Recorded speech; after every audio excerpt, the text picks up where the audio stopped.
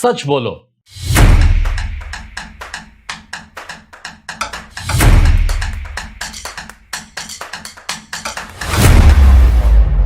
India में problem सिर्फ government है, गवर्नमेंट को सब ब्लेम करते हैं।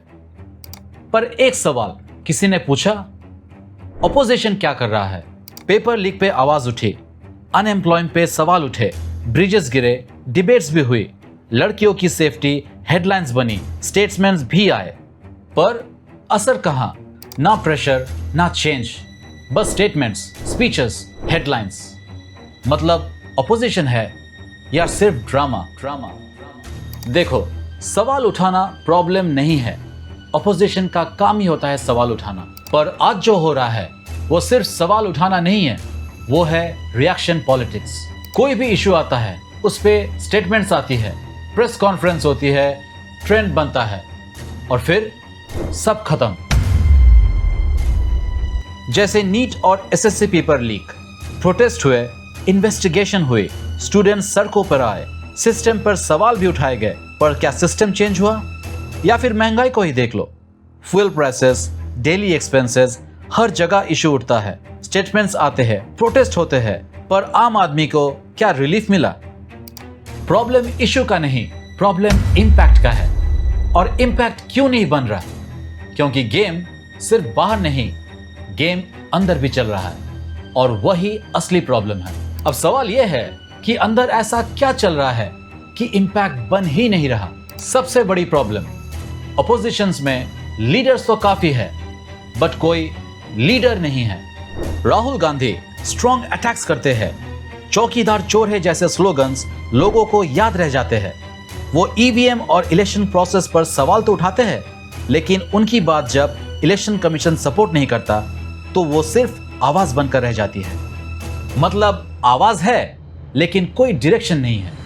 केजरीवाल ने अपनी इमेज बनाई एक आम आदमी लीडर की, सादगी, सिंप्लिसिटी और एंटी करप्शन की, लेकिन फिर उनके ही ऊपर लिकर पॉलिसी केस में एलिगेशंस आए, इन्वेस्टिगेशंस हुई, उनके रेसिडेंस को लेकर शीश महल कंट्रोवर्सी भी आई, जहां उनकी लाइफस्टाइल पर सवाल उठाए गए और लोगों ने यह भी पूछा, जो लीडर सादगी की बातें किया करता था, क्या वो पब्लिक के पैसे से अपनी लाइफस्टाइल चला रहा है?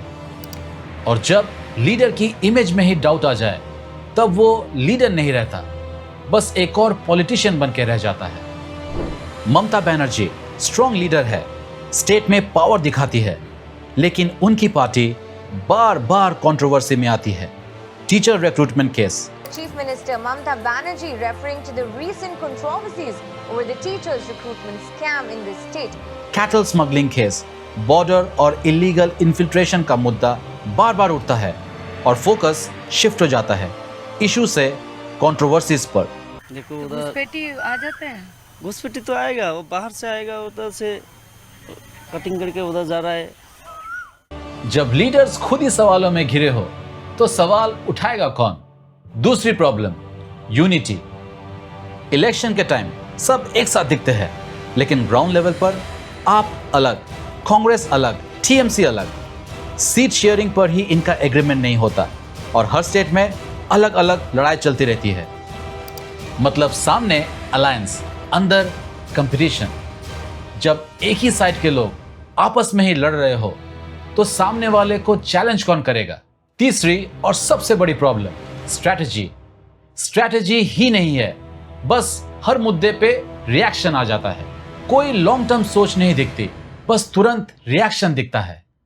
और फिर ये लोग मिलकर सिस्टम को चैलेंज नहीं करते, खुद को डिफेंड करते रहते हैं। और जब ऑपोजिशन सिर्फ रिएक्ट करे तो सवाल उठने बंद हो जाते हैं।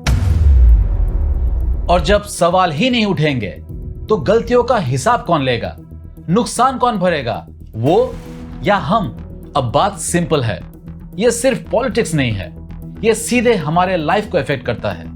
अगर ऑपोजिशन स्ट्रांग नहीं होगा तो गवर्नमेंट को प्रेशर फील नहीं होगा, और जब प्रेशर फील नहीं होता तो सिस्टम कंफर्टेबल हो जाता है, और जब सिस्टम कंफर्टेबल हो जाए तो चेंज रुक जाता है। फिर वही होता है जो हम ऑलरेडी देख रहे हैं, पेपर लीक्स फिर रिपीट होते हैं, स्टूडेंट सालों की मेहनत के बाद भी अनसर्टेन रह जाते हैं, बेरोजगारी पर डिस्कशन चलते रहता है, डिग्री भी मिल जाती है पर जॉब का कोई क्लियर पाथ नहीं मिलता। लड़कियों की सेफ्टी बस हेडलाइंस बन के रह जाती है पर ग्राउंड पे फियर खत्म नहीं होता। इंफ्रास्ट्रक्चर फेल होता है और रिस्क हमेशा आम आदमी ही लेता है और हर बार बस रिएक्शन आता है, सॉल्यूशन नहीं। और फिर हम क्या करते हैं? हम कंप्लेन करते हैं, हम ब्लेम करते हैं, बट सवाल नहीं पूछते।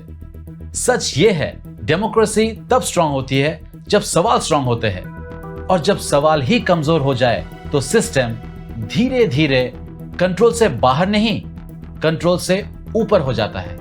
अब सवाल सिंपल है, क्या बस देखते रहना है या सिस्टम से हिसाब लेना है? अगर ये बात आपको सही लगी तो इस वीडियो को शेयर करो ताकि और भी लोग सोचें, और अगर ऐसे ही सवाल पूछते रहना चाहते हो then subscribe to think tell, because you think and we tell.